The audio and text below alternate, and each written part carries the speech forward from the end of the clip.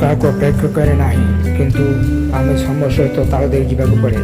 ଆଉ ସମୟକୁ ଯଦି ଆମେ ସମୟକୁ ନଷ୍ଟ କରିବା ତାହେଲେ ଜୀବନରେ ପସ୍ତେଇବା ଏବଂ ସେ ସମୟ କେବେ ବି ଆମ ପାଇଁ ଆସିବ ନାହିଁ କି ଆସିବାର ଚାନ୍ସ ନାହିଁ। ତେଣୁ ବନ୍ଧୁଗଣ, ଆପଣମାନେ ସମୟକୁ ଅପବ୍ୟବହାର କରନ୍ତୁ ନାହିଁ। ସମୟ ସହିତ ତାଳ ଦେଇ ଚାଲନ୍ତୁ। କଥା ସହିତ ସମୟର ଏବଂ କାର୍ଯ୍ୟର ତାରତମ୍ୟ ରହିଥିବା ଦରକାର। ନଚେତ ଲୋକମାନେ ଆପଣ କେବେ ବି ବିଶ୍ୱାସ କରିବେ ନାହିଁ। ବିଶ୍ୱାସ କରିବାର